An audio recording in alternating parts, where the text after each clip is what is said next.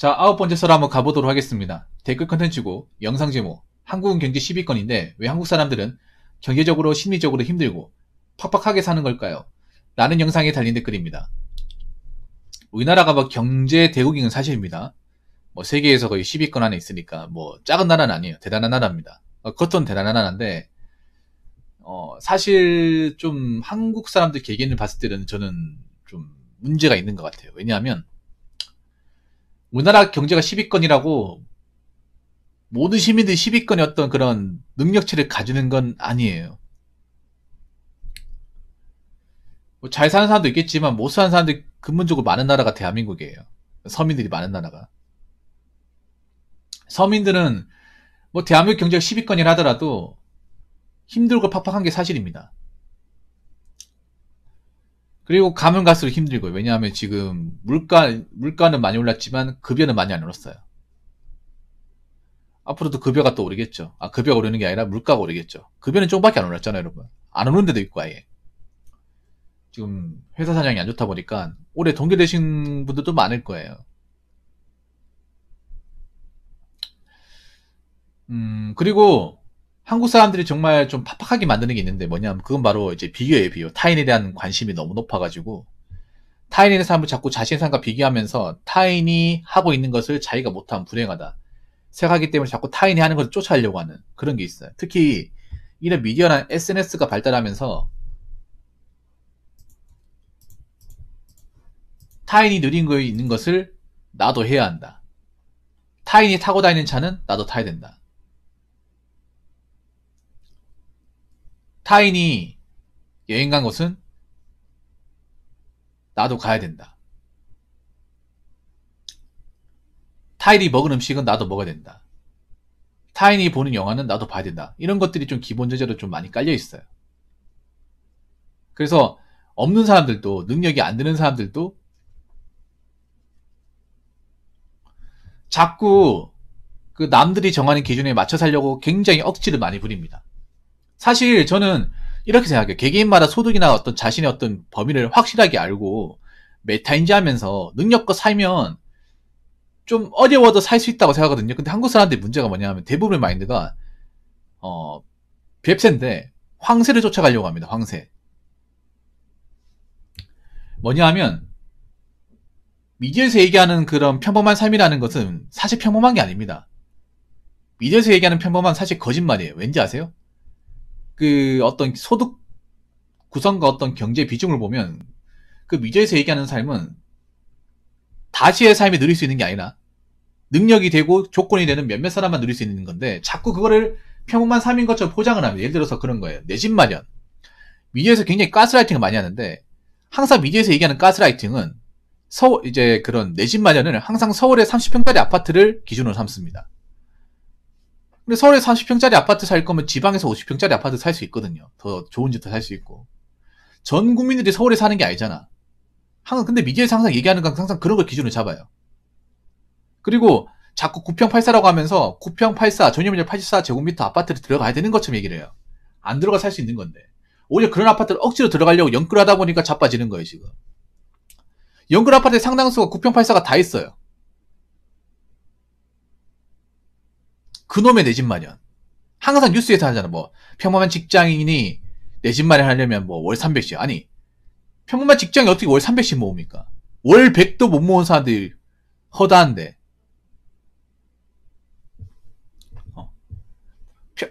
이미 미디어에서 얘기하는 평범한 게 아니에요. 근데 사람들이 그 평범한 걸 알고 있어. 그래서 항상 생각하는 게 나는 내 집 마련도 못하고 결혼도 못한다. 결혼도 이제 평범한 것도 아니고 내 집 마련도 평범한 게 아닙니다. 젊은 사람들 내 집 마련 못하면 솔직히 말해서 지금 버는 돈으로 아파트 못 들어가요.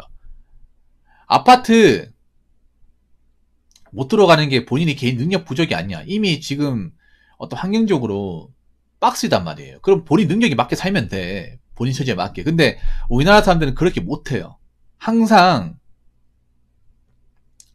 남들을 바라보고 남들이 인식하며 남들과 비교하며 살아오는 것을 너무나 당연히 생각하기 때문에 그걸 못 버립니다. 자기 능력에 맞게 사는 게 얼마나 중요한데 자기의 처지에 맞게 사는 게 얼마나 현명한데 그걸 몰라요. 그러다 보니까 자꾸 뱁새가 항체 따라가려고 하다가 인생을 그르칩니다. 한번 생각해봐. 영끌 B2가 딱 그런 케이스잖아. 그냥 내가 무리해서 대출 안 받고 그냥 좀 낡은 집에 살아도 되는 건데, 남들이 이제 아파트 좋은 데 들어가니까 자기도 어떻게 들어가고 싶어가지고 영끌해가지고 지금 위험에 빠졌지 않습니까? 그리고 B2 같은 게 그런 거예요. 그냥 자기가 버는 돈 아껴가 쓰면 되는데, 주변에 이제 몇 천만 원 이제 이득 봤다고 하니까, 뭐 투자해가지고, 뭐, 한 2, 3천만 원 수입 봤다고 하니까, 뭐하러 고생해서 그냥 돈 모으냐.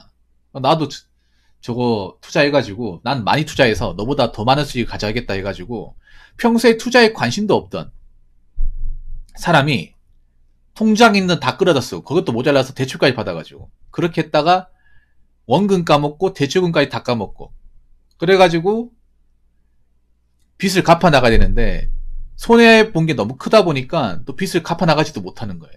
돈 있으면 계속 투자하는 거야. 그래서 뇌세포가 이 도파민 중독으로 이 마비되신 분들이 좀 많이 생겼습니다.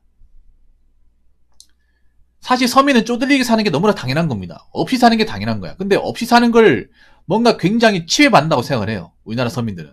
서민이면 당연히 버는 게 뻔하니까 누리고 살면 안 돼. 좀 덜 누리고 살면서 그 모은 돈으로 악자까지 살아나가면 살 수 있어요. 악자까지 사는 게 왜 그렇게 불행한 거야? 불행한 게 아니야, 여러분. 정말 불행한 거는 자기 능력치를 파악하지 못하고 사치 부리다가 골로 가신 분들이 제일 불행한 거예요. 원래 능력이 안 되고 좀 대한민국 서민이라 하면 뭐 차 좋은 거 안 타도 되고 비싼 집 안 사도 되고 무리해서 안 사도 되고 그리고 좋은 스마트폰 같은 거 안 해도 돼. 오히려 없는 사람들이 더 좋은 거 씁니다. 없는 사람들이. 서민들이 오히려 좋은 스마트폰 쓰고 좋은 차 타려고 그래요. 그러다 보니까 돈이 안 모여. 월급도 많지 않은데. 그래서 성장이 안 돼요. 그래서 팍팍하게 사는 것 같습니다. 댓글 한번 읽어보도록 하겠습니다. 개인의 가처분 중위소득은 세계 21위입니다. 21위 소득으로 GDP 세계 12위 국가에서 살고 있다는 말입니다. 그만큼 빈부격차가 크다는 말입니다. 그런데 유행은 따라가야 하니 씀씀이가 다들 커졌죠. 중위 가처분 소득 21위가 씀씀이는 세계 12위처럼 높으니 안 힘들면 더 이상한 거죠 라고 댓글을 달아주셨습니다. 아주 좋은 얘기입니다. 그러니까 중위소득은 뭐냐면 중간 라인. 보통 사람들의 소득은 그렇게 높지 않다는 거예요. 이게 21위 하면 높은 거 아닌가 생각하는데 이게 순위로 봐야 되는 게 아니라 그거 하셔야 돼요. 여러분. 이 10위하고 10위권이라고 했는데 10위하고 20위권 그렇게 차이 안 납니다. 이게. 그러니까 10위하고 그 밑에까지는 그렇게 촘촘히 박혀 있는데 이 10위부터 한 1위까지는 차이가 확 벌어집니다. 이게. 소득 격차가 확 벌어져요. 규모 격차도. 그리고 우리나라 중위소득은 그렇게 높지 않습니다. 제가 하나 통계청으로 보여드릴까요? 제가 늘상 보여주는 거. 통계청 자료를 볼게요. 여기 통계청 자료에 들어가 보시면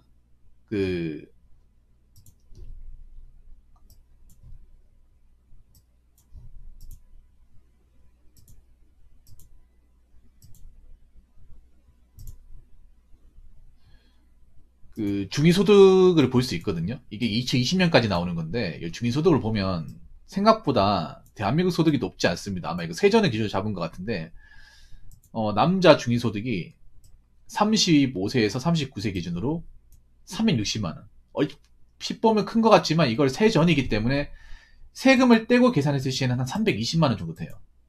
320만원.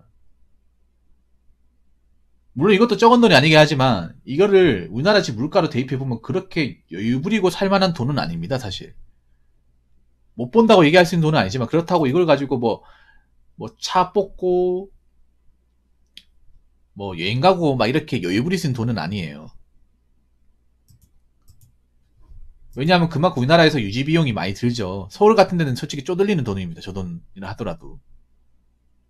근데 우리가 버는 돈에 비해서 소비를 하는 돈은 굉장히 커요. 문화생활을 즐기면서 뭔가 남들한테 있어 보이려고 쓰는 돈은 꽤나 많다는 겁니다. 예를 들어서 우리나라 같은 경우에 자동차에 대한 소비가 굉장히 높아요. 자동차. 남자분들이 자동차를 많이 뽑습니다. 근데 지금 보면 느끼는 게 확실히 옛날보다 달라진 게 뭐냐 하면 옛날에 우리가 젊었을 때는 보통 중고차 똥차 있죠. 폐차를 목적으로 이제 첫 번째 차를 중고를 굉장히 낡은 차를 뽑아요.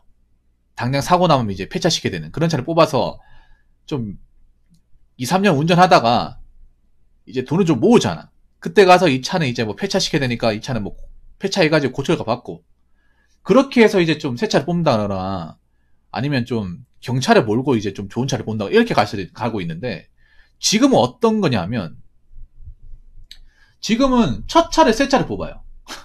첫 차를 중형을 뽑아요. 그렇다고 저 친구들이 돈이 많이 버는 게 아니야. 오히려 저희가 20대 때보다 지금 20대 때 돈 더 없어요. 돈 나갈 때가 더 많다 보니까 취업이 더 안 되잖아. 돈이 없거든요. 그런데 어디서 돈이 나는지 모르겠지만 뭐 K5 3세대 같은 거 쉽게 뽑아요. K5 3세대 요즘에 3천만 원 넘습니다. 깡통으로 사면 2천만 원 한 중반대 살 수 있겠지만 옵션 몇 개 추가시키면 3천만 원 그냥 넘어요. 거기다가 뭐 취등록세나 그 보험료 내버리면 3천만 원 중반대까지 가버리잖아요. 그런 차를 겁도 없이 뽑아요.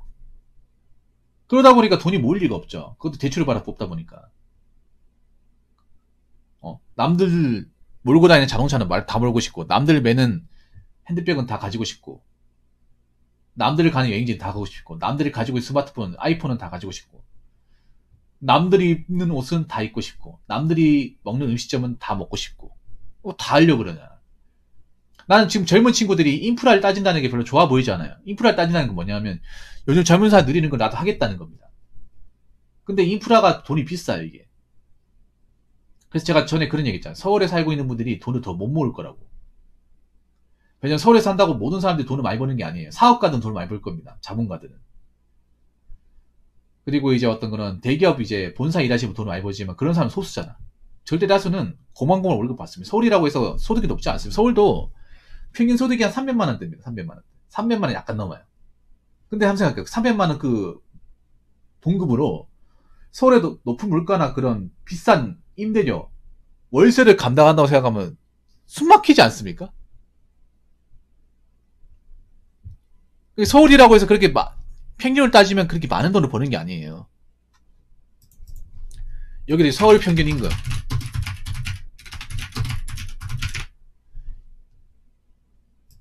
이게 4,657인데 이게 중위소득을 보면 그렇게 높지 않습니다. 중위소득.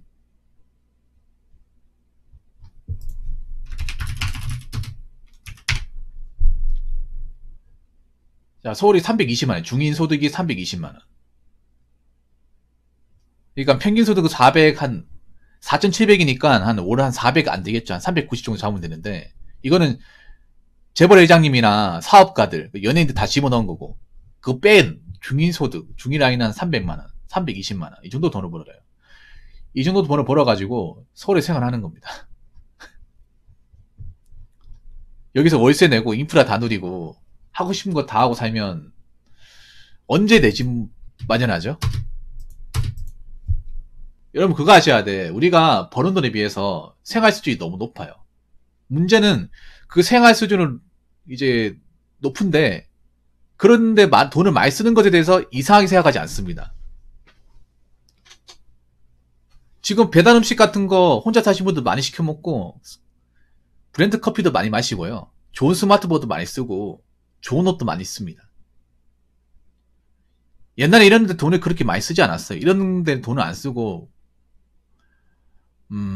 돈 쓸 일이 없었죠. 옛날에 한 15년 전만 하도 동네 커피 점점 이렇게 많지도 않았고 배달집도 한 밤 10시 넘어가면 못 시켜 먹었어요. 그래서 예전에 자취하던 분들도 대부분 이제 집에서 이제 해 먹는다거나 아니면 인스턴트 라면을 때운다거나 그랬잖아요. 3분 짜장으로. 근데 지금은 다 배달 음식으로 때우고 있어. 그렇다고 거기 사시는 분들이 돈을 많이 벌지 않는데. 그러다 보니까 돈이 안 모이다 보니까 이 원룸을 탈출할 수 없는 거예요. 그래서 우리가 확실히 알아야 될 거는 우리나라 평균 사람들의 어떤 소득은 높지 않아요. 중위소득은 320만원.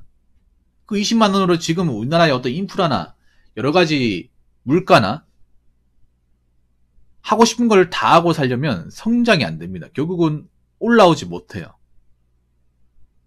그래서 줄일 건 줄이고, 낮출 건 낮추고, 참을 건 참고, 안 할 건 안 해야 됩니다.